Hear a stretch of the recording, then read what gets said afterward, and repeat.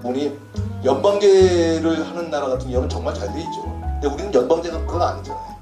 사실은 지금은 거의 준연방제 형식으로 이제는 지방 정부라는 표현을 쓰기로 해요. 광역지자체가 아니라 지방 정부다. 지자체는 아마 기초단체를 지자체라고 할 거예요. 이 정도로 지방의 정부 기능, 물론 입법, 행정, 사법 기능을 갖춰야 정부 될 수도 있겠지만 어쨌든 간에 중앙정부, 지방정부 이 개념으로 상당히 연방제성이 가미된 그 방향으로 가야 된다. 그거는 흐름이다. 그거는 어쩔 수 없는 대세를 거슬러서는 안 된다라는 생각을 하고 그 맥락에서 상당히 많은 것들이 바뀌어야 된다. 조금 빗나갔지만 그 맥락에서 이 균형발전 특별회계는 매우 중요한 요소들이에요. 이 금발이의 이 예산들이 균특회계 예산들이 많이 지자체의 자율 예산으로 넘어와야 돼요. 그냥 지원 예산이 아니라 자율 예산으로. 지금 보면은 10여 년 전에 10조 정도의 균특 예산이었는데 작년도 10조 정도밖에 안 됐어요. 아마 근데 올해는 12조 9천억 정도로 대폭 늘어날 겁니다. 그리고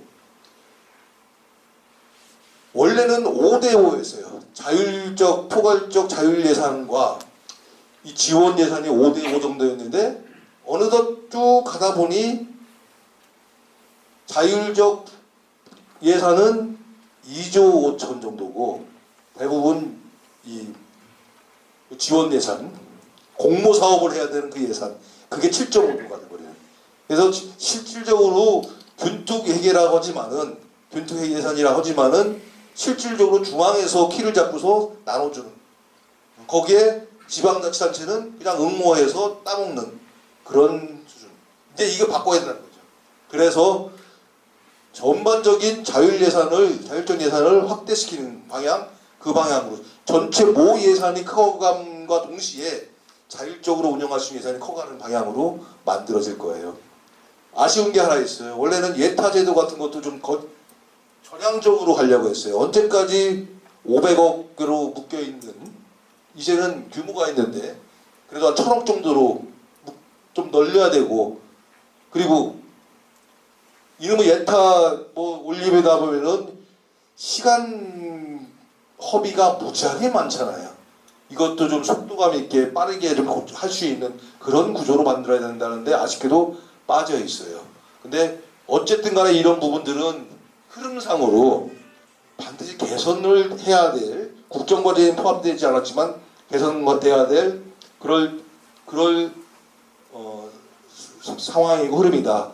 그 얘기는 이 균특이 자율예산이 많아진다는 얘기는 광역단체가 쓸 돈이 많아진다는 얘기고, 자율적으로. 그건 곧 뭐냐면 금상구는 어쨌든 간에 김태흠 지사가 됐든 어디에 가든 충남도청하고 잘 좋은 관계 속에서 예산을 많이 가져올 수 있는 그런 네트워크를, 그리고 그 노력을 많이 경주해야 된다. 그래서 이쪽 금산에 갖고 올 수 있는 그런 예산을 많이 좀 따와야 된다.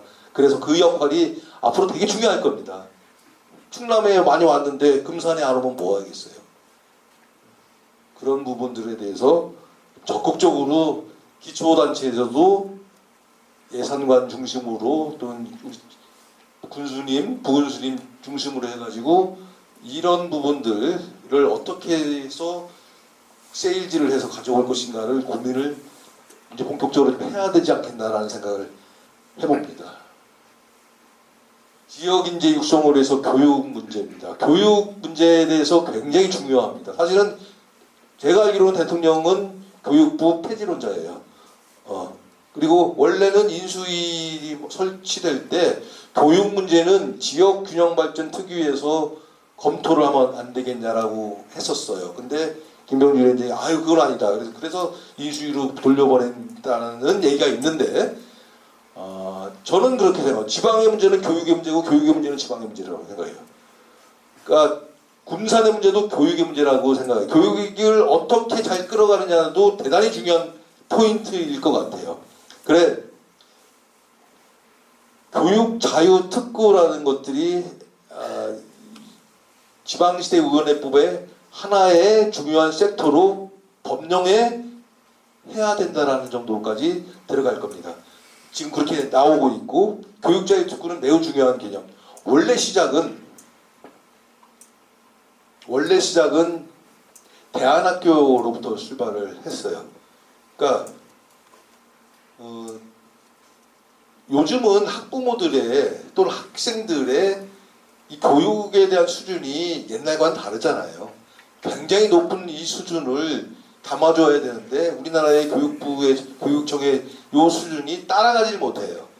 그래서 또 그러다 보니까 대안학교 같은 학교들이 많이 만들어지고 학교 교육 일관적 획일적 교육에서 벗어나서 또한 다른 어떤 형태의 자유로운 교육들의 장들이 많이 펼쳐지고 그거를 이제는 인정을 해야 될 때가 아니냐 그런 거죠. 학생들에게 애들에게 학부모에게 교육 선택권의 자유를 부여해야 하는 것을 그래서 이 교육자유특구는 시작됐어요. 왜 대안학교 나온 학생들은 검정고시를 또 봐야 돼요. 사실 문제가 많거든요. 그래서 왜 교육부가 졸업장을 독점하고 있는가? 왜 교육부가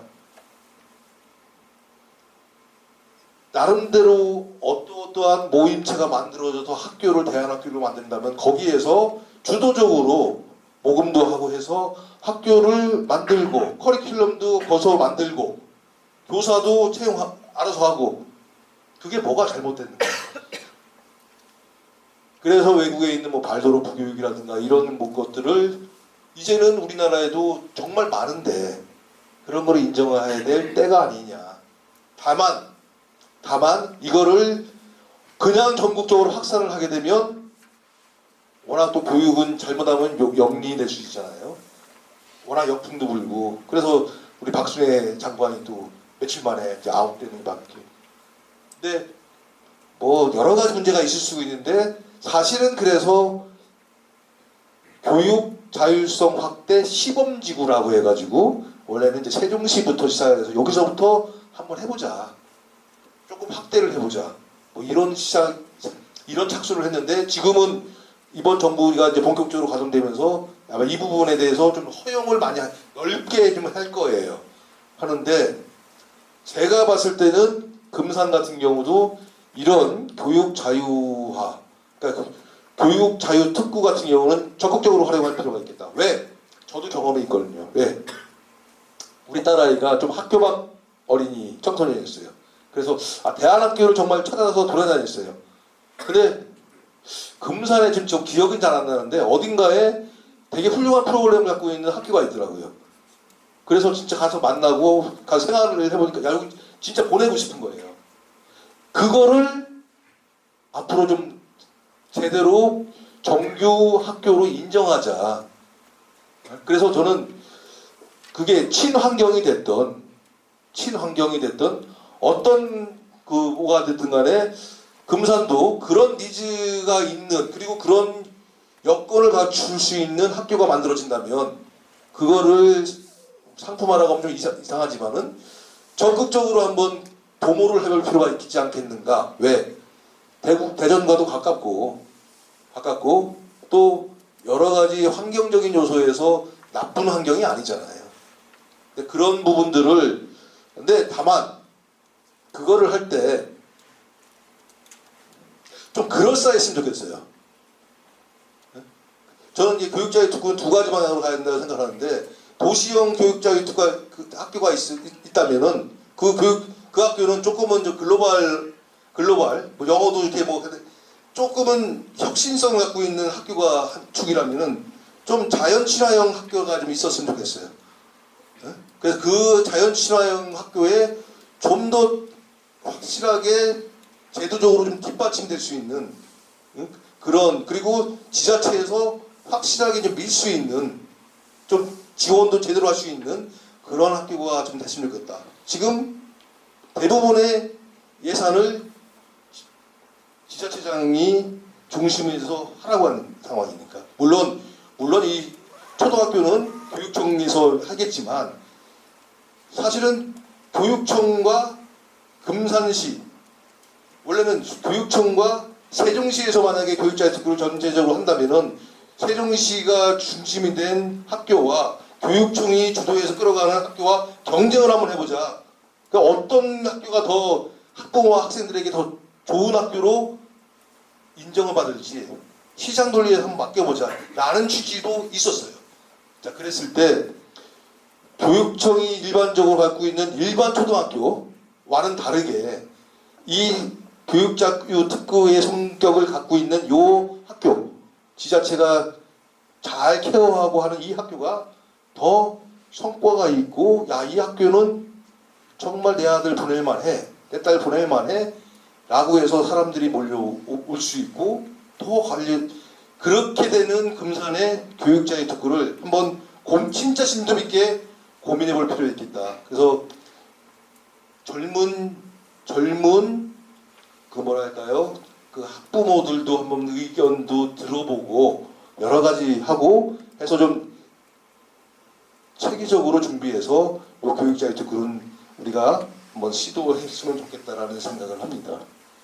그다음에 지자체와 교육청, 지방대학이 같이 지방대학을 지원을 확대하는 겁니다. 지금 예산이, 교육부 예산이 대학 교육은 지자체로 많이 넘어가요. 지금 교육부에 있는 고등교육실이 없어지고 국립대학교에 있는 교육부에서 파견 나간 사무국장이 없어져요. 그런 지자체가 주도적으로 대학과 같이 해서 하라는 거. 뭐 RIS 예산이라든가 다 그쪽으로 넘어가요. 저는 그런 개념이에요. 무슨 개념이냐면 네이버 학교, 네이버 대학, 네이버 학과가 만들어졌으면 좋겠다. 카카오 학과가 만들어졌으면 좋겠다. 라는 생각을 해요. 근데 우리나라의 법상 네이버 학과, 카카오 학과는 기업 안에만 둘 수 있어요. 삼성학과, 삼성 기업 안에만 둘 수 있어요. 삼성 공장이 있는 어디 안에만. 지금은 온라인 세대잖아요. 전체가 한 영토인. 이 교육의 문제는 규제의 문제예요. 규제를 깨겠다는 거예요. 교육부가 갖고 있는 교육부 정책 자체가 규제거든요. 이걸 좀 깨자. 그 맥락에서 아마 다양한 사내 대학 뭐 이런 것들이 만들어져야 되는 그런 시대가 올 것 같아요. 그리고 와야 되고. 그래서 네이버 학과, 뭐 삼성 학과, 뭐 이런 것들이 만들어질 수가 있어야 되겠죠.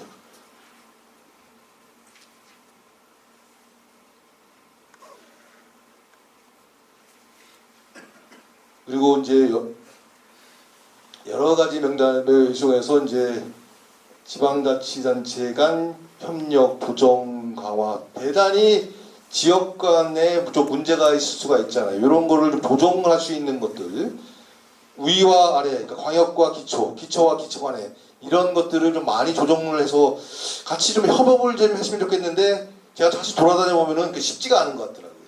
대단히 이런 마찰도 많고 또 그런 것들이 있는데, 이런 문제들에 대해서 이러다 보니까 자꾸 좀 오그라지는 것 같아요.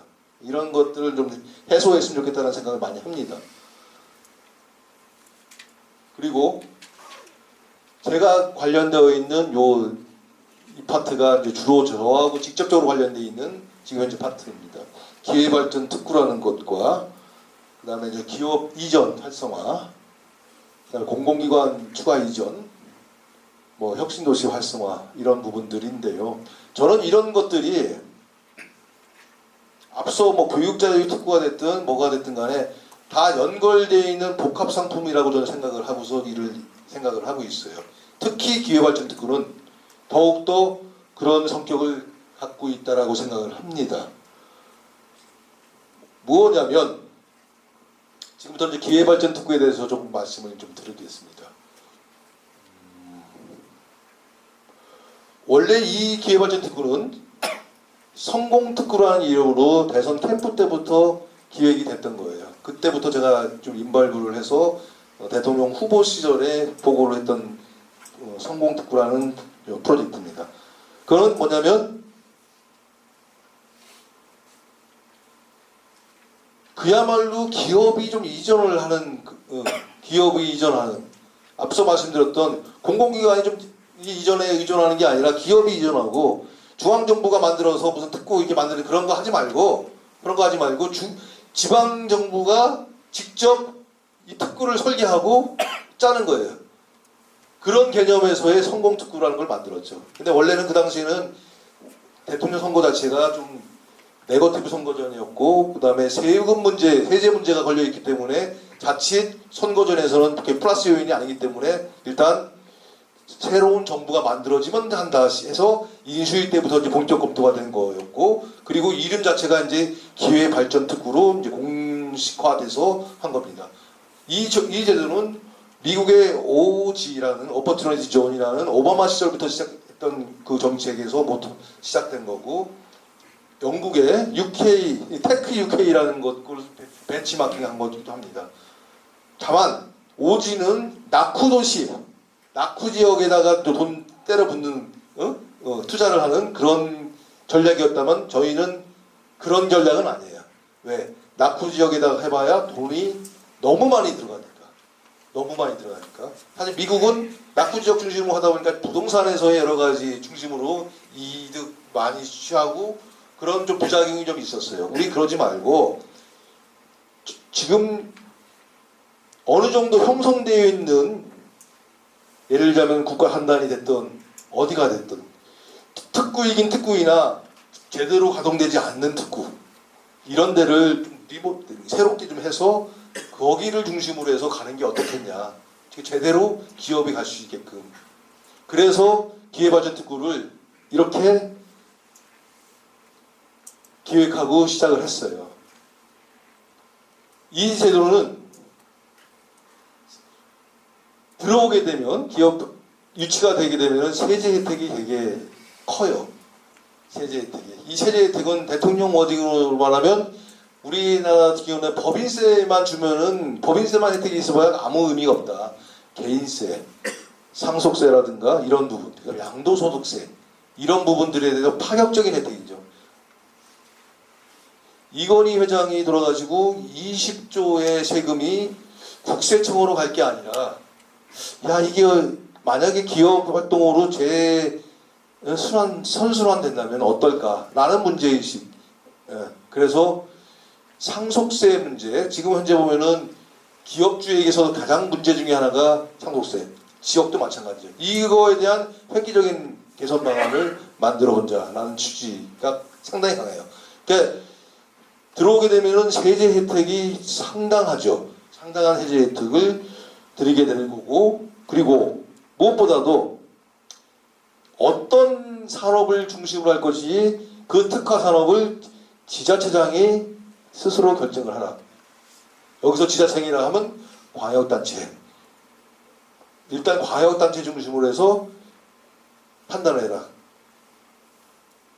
아마 예를 들자면은 여러 가지 것들이 이제 고민되겠지만 충남 같은 경우, 대전 같은 경우, 세종 같은 경우 고민되겠지만 아마 충남 같은 경우는 아마 고민 되게 많이 할 거예요. 시도가 15개가 있으니까. 근데 일단 한 100만 평 정도의 부지 그리고 조성되어 있는 부지를 이용하는 게 좋겠다라는 그 조언 그런 속에서 아마 탄소 중립 에너지 뭐 이런 쪽에서 많이 좀 고민을 하는 걸로 알고 있어요. 탄소 중립 에너지 쪽으로. 그다음에 세종 같은 경우에는 사이버 보안 쪽으로 고민을 많이 하는 걸로 알고 있고 저쪽에 충북 같은 경우는 바이오, 뭐 대구 이런 데는 뭐 그 전기차 등등등 자기들이 갖고 있는 자산 속에 플러스해서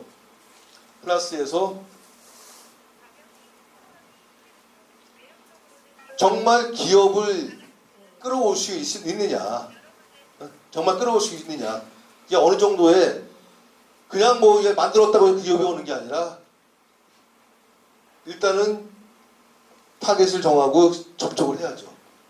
어느 정도 의사를 갖고 있어야지. 그래야지 그 의사에 대해서 이게 갖고 있는 기업에 세제 혜택을 주죠. 그래서 충남에 맞는, 지자체에 맞는 특화 산업, 그리고 특화 부지를 한 100만 평 정도로 선정을 하고 거기에 맞게끔 기업을 염두에 두고 해봐라. 또 하나, 이게 중요한 문제인데, 앞서 뭐 처음 말씀드렸지만 청년들이 일하고 살고 하고 매력도를 느낄 수 있는 그런 산업을 한번 생각을 해보자. 청년들이. 그러니까 우리가 보통 뭐 얘기하면은, 생각하면은, 연상하면은 무슨 특구, 산단 뭐 이렇게 되면은 되게 그림이 되게 그렇잖아요. 대충 어떤 플랜트가 있고 트럭이 좀 있고 뭐 하여튼간에 뭐 이런, 예? 공장이 있고. 사실 그런 데에 청년들이 요즘 잘 안 가잖아요. 안 가잖아요.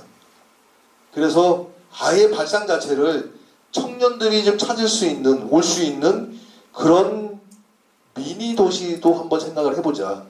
그래서 거기에는 정주 여건, 그러니까 젊은 친구들이 와서 아기 낳고 살 수 있는 그런 여건들을 만들고, 거기에는 또 젊은 친구들이 사내 대학을 통해서 취업도 가능할 수 있는 이런 여건도 만들고, 그래서 젊은 친구들이 와서 살고 일하고 하는 그런, 그리고 기업도 같이 있는 그런 특구를 만들자. 그거는 기간이 좀 걸리겠죠. 한 3, 40년, 40년 정도 됐을 때는 적어도 우리의 특구는 그런 특구가 좀 됐으면 되겠다 라는 생각에 지금 2023년부터 준비를 해야 되겠다. 저는 그런 생각이 들죠. 예를 들어 그 특구에는 기업이 가장 안타까워하는 게 지방에 인재가 없다는 거 아니에요. 그 불만이잖아요. 그러니까 인재가 육성될 수 있는 그런 터전을 만들자. 그래서 예를 들자면 카카오라는 기업이, 그 기업이 만약에 여기에 온다면 카카오 학과를 만드는 거죠. 카카오 대학원을 만드는 거죠. 카카오 대학원을. 근데 카카오 학교가 만들어지면은 기존에 있는 학교하고 뭐 대단 경쟁이 심하죠. 기존의 학교들이 엄청나게 반발하겠죠. 그래서 학교 내에 대학원이나 학과를 만들든 연합대학교 형태로 만들든, 우리 보통 보면 계약학과라는 게 있는데 그거보다도 실질적인, 그래서 그 카카오 학과는 학교가 관여하는 게 아니라 기업이 실질적인 설립도 하고, 그리고 커리큘럼도 만들고, 또 교수도 채용하고, 다만 학교에 대한 어느 정도의 지원은 해야겠죠. 그런 형태로 해서 카카오 학과가